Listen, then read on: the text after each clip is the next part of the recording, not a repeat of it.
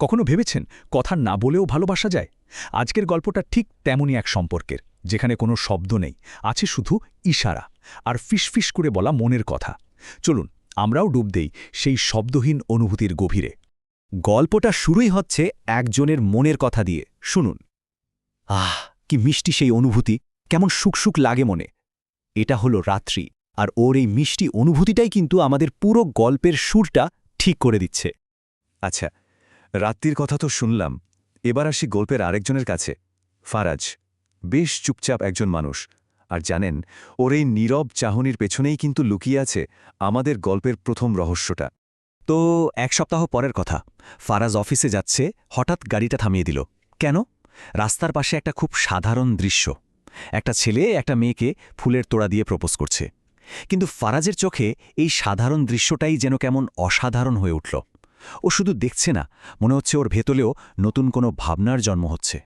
এরপর ও কী করল জানেন? জাস্ট একটা ছোট্ট ফোন কল ওর অ্যাসিস্ট্যান্টকে। মুখে কোনো ভাবান্তর নেই, ব্যাস গাড়ি চালিয়ে চলে গেল। এই যে ছোট্ট একটা ফোন কল, এই নীরবতা, এটাই কিন্তু একটা ঝড়ের পূর্বাভাস। এখান থেকেই শুরু হচ্ছে আমাদের সেই রহস্যময় অধ্যায়। ফারাজের ওই রহস্যময় ফোন কলটার কথা মনে আছে? সেটার ফল কি হলো তা জানতে হলে আমাদের আবার রাত্রির কাছে ফিরে যেতে হবে, কারণ ওর জন্যই অপেক্ষা করছিল নামহীন অচেনা এক বিশাল উপহার। রাত্রি স্কুল থেকে বাড়ি ফিরছিল, হঠাৎই একটা সাইকেল সোজা ওর সামনে এসে দাঁড়াল। ভাবুন তো একবার, রাত্রি আর ওর বান্ধবী পিঙ্কি তো একেবারে থমকে গেছে। আর উপহারটা কি বলবো, একটা বিশাল ফুলের তোড়া। শুধু তোড়া বললে ভুল হবে, এটা যেন রঙের একটা মেলা। লাল গোলাপ, সাদা গোলাপ, কালো, হলুদ, কত যে ফুল! দেখে মনে হচ্ছে যেন সব অনুভূতি দিয়ে সাজানো হয়েছে। এটা কিন্তু শুধু একটা গিফট নয়, এর পেছনে একটা গভীর ভাবনা লুকিয়ে আছে। ফুলের সাথে একটা ছোট্ট চিরকুটো ছিল। তাতে কি লেখা জানেন? জানি না কোন কালার পছন্দ, তাই সব কালারই পাঠিয়েছি। কি সহজ, কিন্তু কি ভীষণ রোম্যান্টিক, তাই না? তো এই অদ্ভুত অচেনা উপহারটা পেয়ে রাত্রির প্রথম রিয়াকশন কী ছিল? মুখে তো বলছে অদ্ভুত একটা লোক, মানে দ্বিধা, অবাক হওয়া, সব মেশানো একটা অনুভূতি। কিন্তু মনের ভেতরে সেখানে কি একটা খুশিও উকি দিয়ে গেল না? রাত্রির মনে তখন হাজারটা প্রশ্ন। এই কি সেই মানুষটা যার কথা ও ভাবছিল? আচ্ছা, ও কি আমাকে দেখে? না হলে এত নিখুঁতভাবে আমার কথা কিভাবে ভাবল? ওর লাজুক মনের সব আশাগুলো যেন এই প্রশ্নগুলোকেই ঘিরে ঘুরপাক খাচ্ছিল। তো একদিকে চলছে এই রহস্যময় রোমান্টিক উপহারের খেলা, ঠিক তখনই গল্পে একটা টুইস্ট এলো। একেবারে উল্টো একটা ঘটনা, একটা ফর্মাল বিয়ের প্রস্তাব, যেটা রাত্রির ইচ্ছার বিরুদ্ধে একটা বড় বাধা হয়ে দাঁড়ালো। ব্যাপারটা ভাবুন, একজন রাত্রির বাবা মায়ের সাথে কথা বলতে এসেছে বিয়ের প্রস্তাব নিয়ে। একেবারে টিপিক্যাল অ্যারেঞ্জড ম্যারেজের সিন।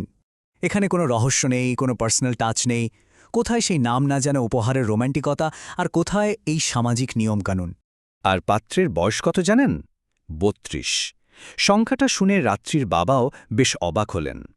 দেখুন, দুটো পথ একেবারে আলাদা। একদিকে ৩২ বছরের এক ভদ্রলোক, যিনি বাবা মায়ের মাধ্যমে ফর্মালি প্রস্তাব পাঠিয়েছেন। অন্যদিকে বয়স নাম পরিচয়হীন এক রহস্যময় মানুষ, যে শুধু গোপন উপহার আর চিরকুটের মাধ্যমে নিজের কথা বলছে। ভালোবাসার দুটো ভাষা। এখন রাত্রির মন কোন ভাষায় সাড়া দেবে, সেটাই প্রশ্ন। যাই হোক, ওই ভদ্রলোককে শেষ পর্যন্ত চলেই যেতে হলো। বোঝাই যাচ্ছিল যে তাকে সরাসরি না করে দেওয়া হয়েছে। তার মানে রাত্রির পরিবার ওর ইচ্ছাকে আর ওর বয়সকে যথেষ্ট সম্মান করে। আচ্ছা, ওই অনাকাঙ্ক্ষিত বাধা তো কেটে গেল। চলুন আবার আমাদের মূল গল্পে ফিরে যাই। রাত্রির জীবনে তখন একটা খুব গুরুত্বপূর্ণ সময় চলছে, পরীক্ষা। আর ঠিক তখনই একদম পারফেক্ট টাইমিংয়ে আর একটা উপহার এসে হাজির। ঘটনাটা খুব ইন্টারেস্টিং। পরীক্ষা শেষ, রাত্রি আর পিঙ্কি খুশি মনে হল থেকে বেরোচ্ছে। এমন সময় ভিড়ের মধ্যে থেকে একটা ছেলে খুব দ্রুত ওদের দিকে এগিয়ে আসলো। রাত্রির হাতে একটা ব্যাগ ধরিয়ে দিয়েই আবার ভিড়ে মিশে গেল। ব্যাপারটা খেয়াল করেছেন? পরীক্ষা শেষ হওয়ার ঠিক পরে, ভাই আসার ঠিক আগে। টাইমিংটা কি নিখুঁত! পরে নিজের ঘরে একা একা যখন রাত্রির ব্যাগটা খুলল, ভেতরে শুধুই চকলেট, দেশি বিদেশি ছোট বড় কত রকমের চকলেট যে ছিল। ওর পরীক্ষার সব পরিশ্রমের জন্য যেন এক মিষ্টি পুরস্কার। আর সাথে সেই চিরকুট, সেই একই কথা। কোন চকলেট পছন্দ জানি না, তাই সব ধরনের চকলেট দিলাম, পরীক্ষার জন্য বেস্ট অফ লাক। এই যে বারবার একই কথা, এটাই তো প্রমাণ করে দেয় যে মানুষটা কতটা যত্নশীল। এটা কোনো হুট করে দেওয়া উপহার নয়, এর পেছনে অনেক ভাবনা আছে। এইবার রাত্রির মনের অবস্থাটা একবার ভাবুন। ও ভাবছে, এত ভালো কেন আপনি, এতটা কেয়ার, কেউ যে ওর জন্য নীরবে এতটা ভাবছে, এতটা যত্ন নিচ্ছে। এই অনুভূতিতে ওর মন প্রাণ যেন জুড়িয়ে যাচ্ছিল। পুরো ব্যাপারটা ওর কাছে স্বপ্নের মতো লাগছিল। তো পুরো ঘটনাটা আমরা দেখলাম। চলুন এবার একটু ভেবে দেখি, এই যে কোনো কথা ছাড়াই একটা সম্পর্ক গড়ে উঠছে, এটা আসলে কেমন? এটাকেই বলা যায় এক নীরব প্রেম। মানে এমন একটা সম্পর্ক যেটা কোনো কথাবার্তা দিয়ে তৈরি হয়নি, তৈরি হয়েছে খুব চিন্তাভাবনা করে দেওয়া উপহার, নামহীন চিরকুট আর না বলা সব অনুভূতি দিয়ে। মানে এখানে প্রত্যেকটা উপহারই যেন একটা কথা বলছে। ফুলগুলো যেন বলছে, আমি চাই তুমি সব রং ভালোবাসো। চকলেটগুলো বলছে, তোমার জীবনের গুরুত্বপূর্ণ মুহূর্তেও আমি তোমার কথা ভাবছি। এমনকি ওই বিয়ের প্রস্তাবটা ফিরিয়ে দেওয়াও একটা বার্তা ছিল, যে রাত্রে সঠিক মানুষের জন্য অপেক্ষা করবে। এই ছোট ছোট ইশারাই তাদের ভালোবাসার ভাষা হয়ে উঠছে।